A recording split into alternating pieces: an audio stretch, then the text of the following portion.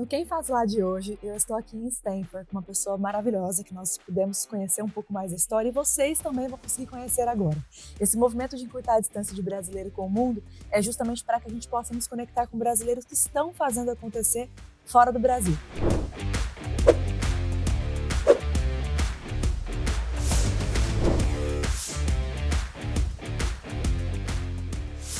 Eu estou aqui com o André. André, muito obrigada por nos receber aqui também. Sua história é fantástica. E eu quero te perguntar quem é o André e o que você faz aqui. Bom, eu sou um empreendedor serial, vamos chamar assim, que aliás chega quase a beirar uma doença, né? Porque eu não consigo parar de fazer coisas novas. Eu estou atualmente, desde 2021, aqui em Stanford como empreendedor em residência. Nos 2 primeiros anos na Graduate School of Education e agora por mais 3 anos no Lehman Center, que também é na Graduate School of Education. Bom, além da atividade acadêmica, que é uma novidade para mim, eu fiquei muito feliz de ter sido convidado para ser um empreendedor em residência, especialmente em Stanford. Segundo o Dean, que me convidou, ele falou que ele convidou por 2 razões. A primeira porque eu misturo atividades com fins lucrativos com atividades sem fins lucrativos, filantrópicas em todos os meus negócios. Segundo, palavras dele, que meus negócios são de bom gosto. Como o gosto é pessoal, é o gosto dele. Então, fiquei feliz de ter sido convidado e estar aqui participando nesse momento muito especial, porque um pouco depois que eu cheguei, foi lançado o ChatGPT e o Generative AI, que foi uma revolução, está sendo uma revolução, e está no meio dessa revolução em Stanford, que é o centro do Silicon Valley, que é o centro do mundo, é uma coisa espetacular, inimaginável. Mas além dessa atividade acadêmica, eu tenho atividade de negócios. Eu tenho 5 empresas na área de educação, tenho uma private equity, que controla essas empresas, e tenho atividades em outras áreas filantrópicas, na parte de artes e na parte imobiliária. Sensacional. André, você conta um pouquinho da sua história pra gente, né? E o quanto você foi inovando nos seus cenários e também há vários anos que você está fora do Brasil. Como que foi essa decisão de sair do Brasil e o que você buscava quando você fez esse movimento? Bom, a decisão de sair do Brasil, eu acho que estava cansado de carro blindado, cansado de guarita à prova de bala. Além disso, teve alguns episódios. Meu filho foi sequestrado, tive um sócio sequestrado, nós fomos roubados na nossa casa de praia. Então era uma sequência. E eu falei, bom, não vou esperar até que alguém seja assassinado para tomar providências. Então, falei, eu quero um lugar que tenha qualidade de vida. Aí, olhando, o Canadá estava aberto à imigração e eu fui conhecer Vancouver, que é um lugar fantástico, e a gente decidiu aplicar para a imigração. O Canadá foi gentil o suficiente para nos aceitar e a gente mudou para o Canadá em 2002. Quando eu cheguei lá, não conhecia absolutamente ninguém, nenhuma pessoa. Então, foi uma experiência interessante. Quando você imigra, você normalmente perde status. Difícil, porque no Brasil você conhece todo mundo, você estudou em boas escolas, você tem amizades, tem família. Tem uma Então, rede já, né? é uma rede de de amigos e Uhum. conhecidos que facilitam todas as coisas, ficam mais fáceis.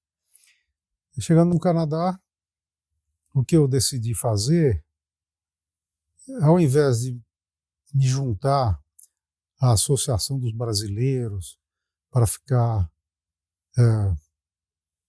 comendo feijoada, caipirinha e ficar, que saudade do guaraná, da coxinha e da empadinha, eu decidi me juntar a grupos de negócios em Vancouver. Então, primeiro, fiz parte do Vancouver Enterprise Forum e assim sucessivamente. Acabei participando de muitos e conhecendo muita gente. Um conhece o outro, agora a coisa vai evoluindo. Se você tem a capacidade de desenvolver bom relacionamento com as pessoas, as portas vão se abrir para você. E é o que aconteceu comigo. Muito bom. Você falou sobre essa capacidade de bons relacionamentos e tudo mais, né? E começar uma vida nova, porque basicamente você aperta um reset, né? E começa uma vida do zero ali. E você passou por toda a sua trajetória fazendo muito isso e muito bem, né? Inclusive com os negócios, com tudo que você foi colocando à mão, literalmente. O que que você vê na característica enquanto brasileiro positiva, né? A gente passou fazendo esse programa aqui com vários brasileiros, a gente escuta muito, é garra, é força de vontade, é isso, é aquilo. O que que é para você que o brasileiro tem de capacidade de reconstruir a vida fora do Brasil? Bom, a primeira coisa é que quando existe desafio, existe resposta. Uhum. Então, quando você vive uma vida muito confortável, com pouco desafio, você tem pouca, né, motivação para ir atrás das coisas. Quando você muda para um lugar novo, você tem esse desafio. Você tem que fazer acontecer, você tem que explorar um desconhecido. Né? Mudando de São Paulo para Vancouver, até as pessoas lá, os brasileiros que eu conheci, diziam: você é tão empreendedor, tem tanta coisa no Brasil, por que você veio para Vancouver, que aqui não tem business opportunity? Você deveria ter ido para Toronto, onde ficam todos os headquarters, todas as sedes das empresas. Aí eu falava, nossa, que curioso, porque para onde eu olho, eu vejo business opportunities. Então, aqui está cheio de business opportunities. Uhum. E, vamos dizer, a realidade provou isso. Eu posso contar alguns casos, a não ser que você queira fazer outra pergunta, mas... Fique à vontade, Né? por favor. Então, quando eu cheguei em Vancouver, me juntei a esses grupos, e aí teve um evento no Canadian Council for the Americas, que eu não sabia exatamente o que era, mas era sobre oportunidades para a educação canadense na América Latina. Então fui a esse evento. Depois do evento, eu convidei o palestrante para almoçar no dia seguinte, onde eu expliquei um pouco da minha experiência na área de franquias. E ele falou, puxa, alguém foi no nosso escritório da Índia e propondo que a gente montasse uma escola canadense na Índia. Aí ele me contratou, eu ia dizer nos contratou, porque tinha uma empresa de consultoria de franquia no Brasil, que ainda estava operando, para desenvolver um estudo para ver se era viável ter uma escola canadense na Índia. Então a gente fez o estudo e o estudo foi aprovado por eles e por um potencial sócio indiano. E aí eles pediram que a gente fizesse a formatação. Então, a primeira coisa que eu fiz foi criar um nome para a escola, e o nome que eu criei é Maple Bear, que hoje é uma marca conhecida no Brasil. E, long story short, eu acabei fazendo uma joint venture com eles para operar a Maple Bear no Brasil e na América Latina. Então, além de eu ter 50% de participação na empresa, eu fui o presidente da empresa desde a criação até o momento em que ela foi vendida para o grupo SEB. Incrível. É super conhecida no Brasil e tem a questão com que você também trabalha, né, André, voltada para a educação e mudando esse cenário da educação. Acho que eu vi você falando um pouquinho com a gente aqui nos bastidores do quanto você se envolveu em projetos de educação para conseguir ter essa transformação ali prática. Você é muito prático. E hoje até fazendo essa conexão do que você criou ali, né, quando você começou com esse cenário de educação e com o que você faz hoje aqui em Stanford. Como que você vê hoje a sua atuação na educação e o que você ainda quer ali trabalhar e batalhar para mudar na educação, de modo geral? Primeiro, só para ilustrar, dar mais informações sobre a Maple Bear, a Maple Bear hoje tem 450 escolas em operação e 200 já contratadas para entrar em operação no próximo ano, provavelmente. Então, é a maior rede de ensino bilíngue K-12 global, hoje em dia, e opera em 39 países. Depois da venda da Maple Bear, eu comprei uma empresa no Silicon Valley, depois fui montando outras empresas, inclusive uma concorrente da Maple Bear, que chama International Canadian Academy. Tenho 5 empresas na área de educação, que agora foram 3 delas amalgamadas para criar uma empresa única. E tem um projeto também filantrópico, que é uma franquia social, que a gente está fazendo em Passo de Camaragibe, em Alagoas, que é uma cidade com 13 mil habitantes, onde nós estamos melhorando as atividades em sala de aula de crianças de 4 a 7 anos, com o objetivo de que elas sejam alfabetizadas na idade certa e tenham as noções corretas de matemática. Quer dizer, para que elas iniciem a vida acadêmica com o nível que deveriam ter idealmente. Porque aí para frente as coisas acontecem naturalmente.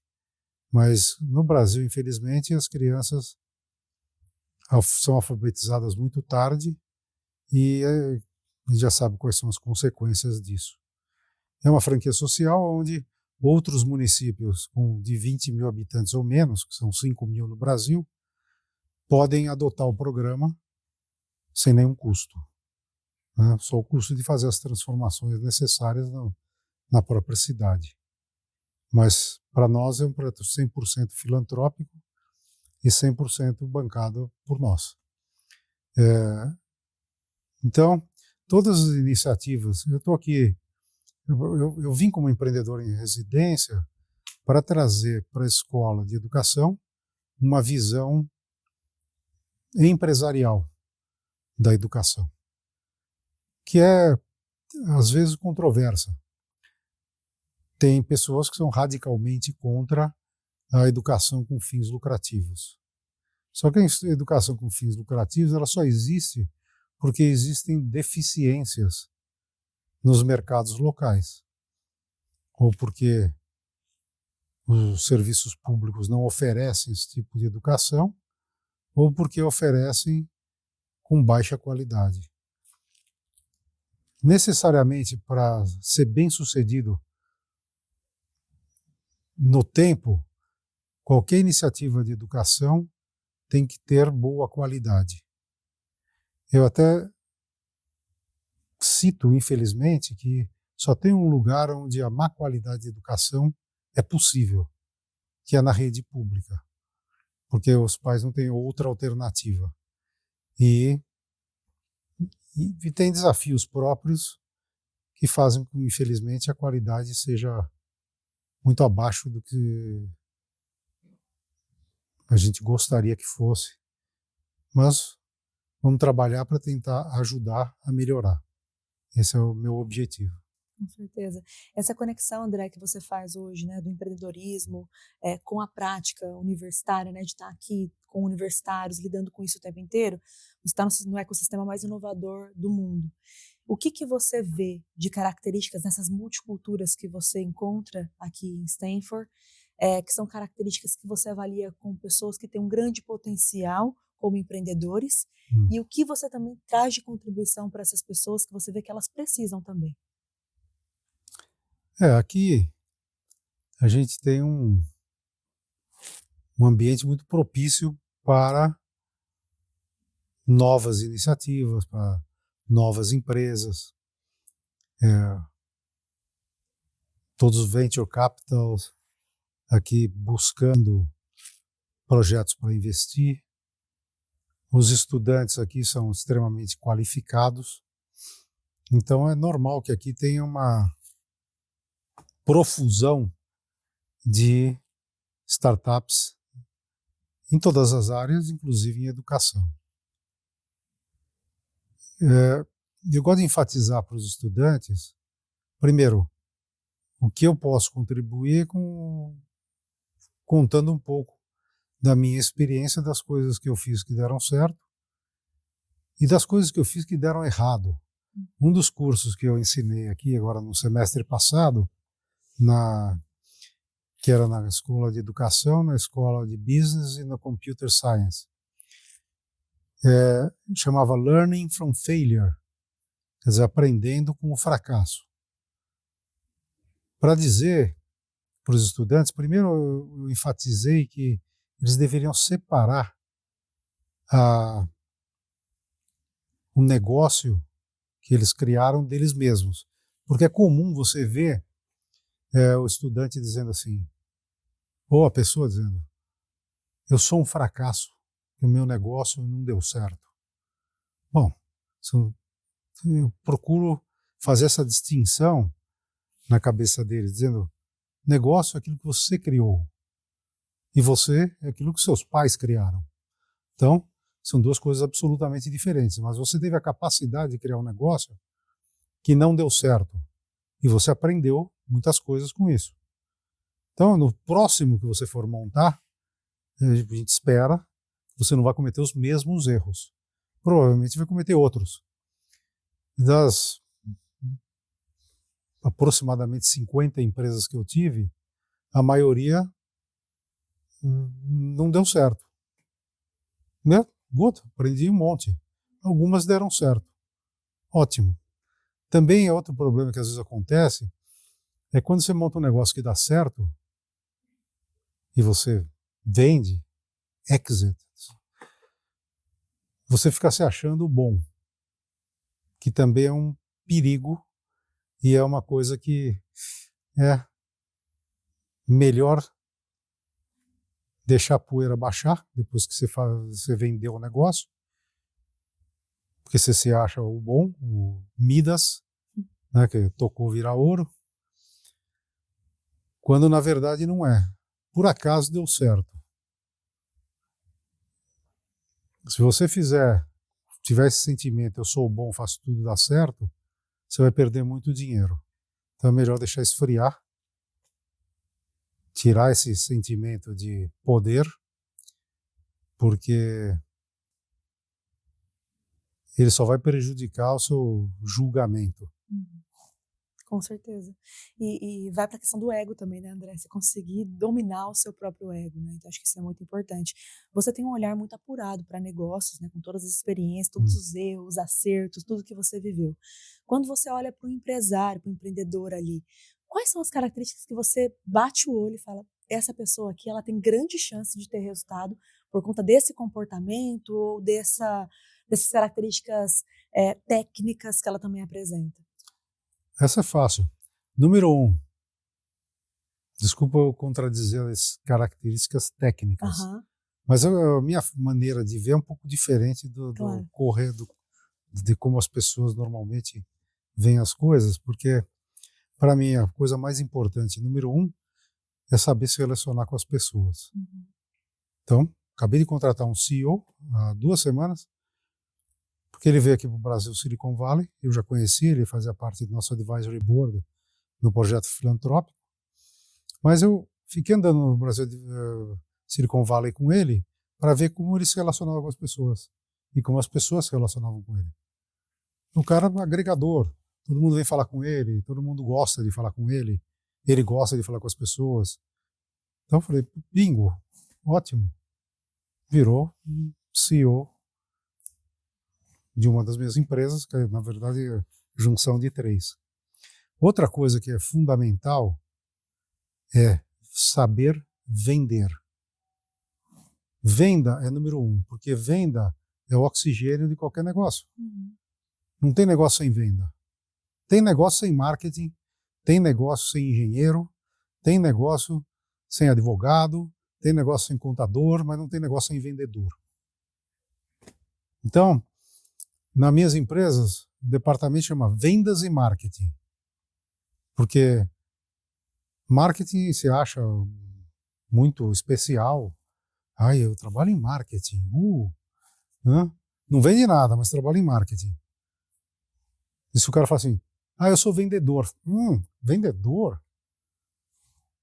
Na minha empresa é o contrário. O cara é vendedor e tem a turma de marketing para ajudar a vender. A parte técnica, essa que eu mais ofendo as pessoas, porque a parte técnica você paga, você tem. Tem todos os técnicos do mundo disponíveis, desde que você pague. O difícil é vender. Então, me dá o pedido de um porta-avião que eu vou achar quem construa o porta-avião.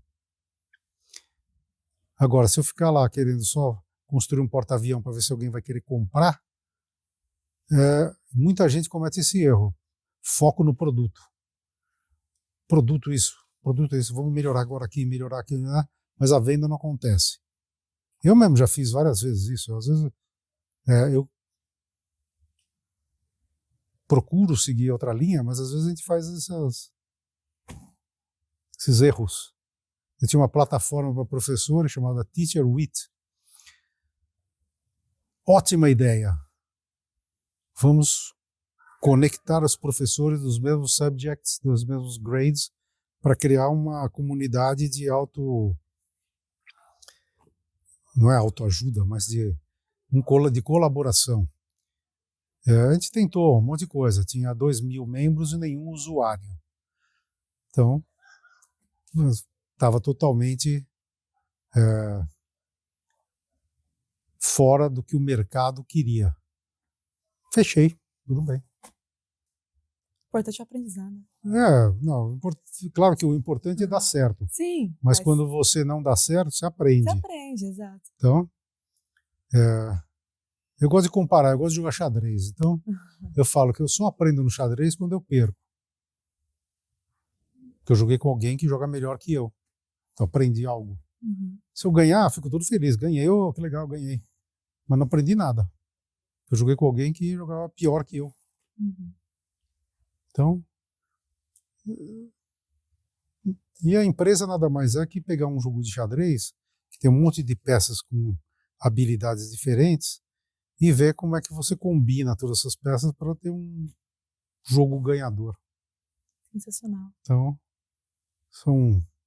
outra coisa que eu gosto de fazer nas minhas empresas, eu gosto de dizer para o pessoal que a gente faz tudo que é necessário e nada que é bom ter. É bom ter um novo servidor. Bom, é necessário? Bom, mas vai melhorar no seu... Né. Bom, servidor nem existe mais, né? Mas estou falando de coisas de antigamente. Mas todo dia tem proposta de fazer alguma coisa e a minha pergunta é sempre a mesma. É necessário ou é bom ter? Às vezes eu complemento. Se o dinheiro fosse seu, você faria? Excelente pergunta. Porque, de vez em quando, as pessoas que trabalham na empresa vêm com umas ideias ótimas, mas que elas não fariam se o dinheiro fosse dela. Então, eu também não faço. Com certeza, se nem elas acreditam. E assim, um monte de coisas relacionadas à experiência que, evidentemente, os jovens aqui da faculdade ou da universidade não tiveram a oportunidade de passar por todo esse aprendizado. Mas eles aprendem outras coisas fantásticas. Hoje em dia você não precisa fazer nada, você pede para o ChatGPT que empresa eu devo montar para ganhar dinheiro e que resolve o problema de alguém. Ele vai te dizer. e você define o campo, né, de atividade, ele vai te dizer o que fazer. Aí você fala, então faz o website, ele vai fazer para você. Faz o coding, ele vai fazer para você. Infelizmente ainda não arruma cliente, mas no dia que arruma cliente vai ser uma coisa um pouco Resolveu muito. paradoxal, porque como pode arrumar clientes para todo mundo? A clientela é limitada, então a gente está indo numa direção muito curiosa. Vamos ver aonde a gente vai chegar, né? Sensacional. André, e assim, com toda essa bagagem, experiência que você tem, o que que te move? Quando você acorda de manhã, você acorda hoje para quê? Pensando profissionalmente, com tudo que você já conquistou, que você está vivendo novas experiências, o que que te move nesse momento? Eu acho que alguma espécie de descontrole mental que faz com que eu sempre estou olhando para outras coisas. Eu não gosto muito da operação, mas se for necessário eu faço. Uhum. Se eu limpar o banheiro, vamos limpar o banheiro sem problema nenhum. Mas se eu puder não fazer, eu prefiro. Prefiro outras pessoas mais qualificadas fazendo as coisas. Mas eu sempre estou olhando todo dia para outras coisas. Como é que eu posso agregar coisas aos negócios existentes? Avaliar novos negócios. E eu acho que é um problema psicológico mesmo, que não consigo parar. Minha filha um dia chegou para mim e falou assim, para que você fica fazendo todas essas coisas? Não precisa, você não precisa fazer mais nada, você precisa fazer essas coisas para quê? Não para de inventar coisa? Arranja um hobby. Bom, espero não ofender ninguém. Aí eu falei para ela um dia, eu falei, já arrumei um hobby. Ela falou, é o quê? Eu vou colecionar selo. Porque nada pode ser mais boring que colecionar selo, que ninguém nem usa mais. Como é que eu vou achar um selo? Então, não dá para colecionar selo. Entendeu? Então, eu vou continuar fazendo o que eu faço mesmo, que é que me diverte. Eu olho as empresas, tem 2, 3 empresas por semana para avaliar, algumas muito interessantes. Quando você avalia as empresas, você vai aprendendo mais coisas também. Você tem boas ideias, etc. Conversa com o time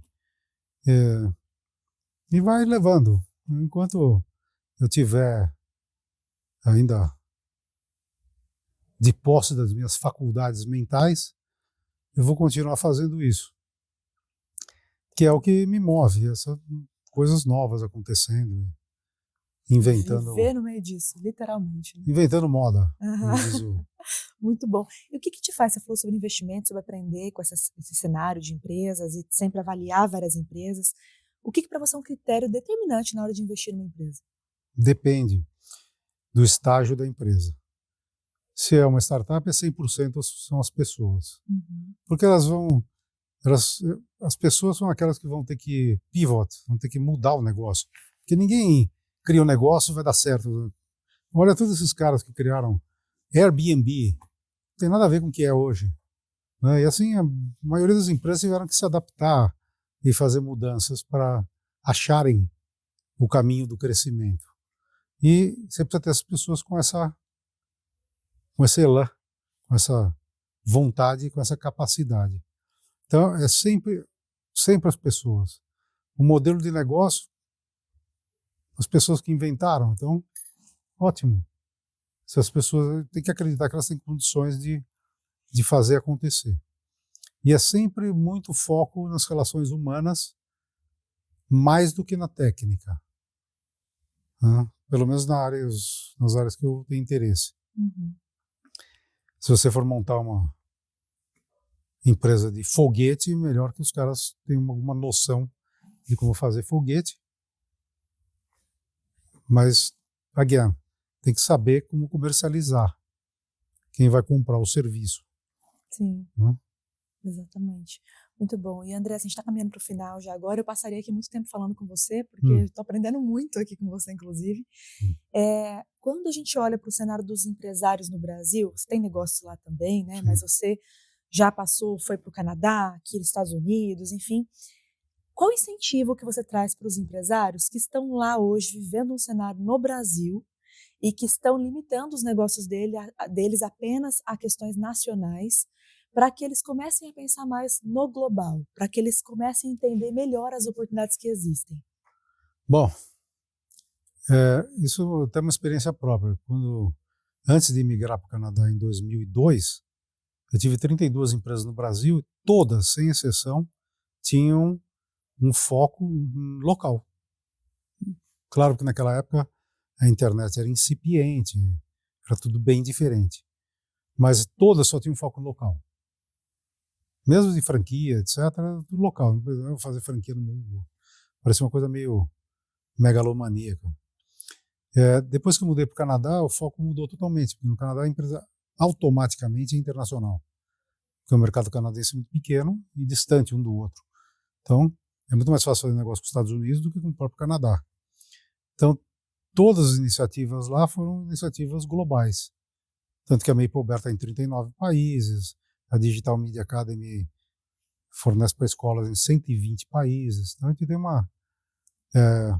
hoje em dia, com a comunicação global facilitada, porém cara, fica mais fácil para você escalar seu negócio pensando de forma global. Para isso, você tem que, claro, conhecer os mercados que você quer atuar, conhecer os consumidores, ver se o que você está oferecendo vai resolver problemas das pessoas, olhar os casos de sucesso, olhar os casos de fracasso e traçar um plano para experimentar o mercado internacional antes de mergulhar totalmente, porque o mercado internacional é um mercado diverso. Uma coisa são os países árabes, outra são os países africanos, outra é a Ásia, outra é a Latinoamérica, North America. Então, ideal para você... Vou fazer um comparativo. Antes você saía para viajar, você tinha que comprar os mapas locais das estradas e alguém do lado ia falando, não, aqui você vai entrar à direita. Tá. Hoje você tem o GPS. Então a mesma coisa para você ter informações dos mercados internacionais. Hoje você tem os GPS do mercado internacional. Então você consegue ter informação abundante sobre diferentes mercados e onde você vai poder escolher aonde você vai atuar com informação. Você não precisa dos mapas e ficar meio louco lá, aonde eu vou, como é que faz, quando eu viro. Não. Então, hoje a informação é abundante. Não tenta meter as caras, eu vou lá e faço e aconteço sem saber onde você está indo. Porque você pode estar entrando num pântano ou numa areia movediça. Então, é melhor ter informação. Como você vai entrar no mercado e vai ficar muitos anos trabalhando no mercado, que tal perder 2 ou 3 semanas avaliando o mercado antes de entrar por muitos anos? Aumenta as chances de sucesso. Muito bom, muito bom. Você falou um pouquinho sobre informação e tudo mais agora. Você tem alguma dica, filme, livro, autores, pessoas que te inspiram, que você gostaria de compartilhar de alguma forma, para a gente finalizar? Bom, tem um livro, chama Um Estudo da História. Foi escrito por um historiador inglês chamado Arnold Toynbee. Ele analisou a causa do nascimento, florescimento, apogeu e queda de 32 civilizações. Fez uma análise comparativa. Era uma coisa muito extensa, era uma obra que tinha mais de 30 volumes, mas esse livro tem não sei se ainda está disponível, mas tem ilustrados, muito bom. Eu recomendo, porque tem muitos paralelos válidos para as pessoas e para as empresas. Apesar de ser uma coisa da década de 30, provavelmente. Agora tem um mais velho, que é muito bom, especialmente hoje em dia. Chama Extraordinary Popular Delusions or The Madness of Crowds, que é um livro de 1880, esqueci o nome do autor, e ele fala sobre diversos casos onde as pessoas foram acreditando em coisas e seguindo até terem um estrondoso fracasso.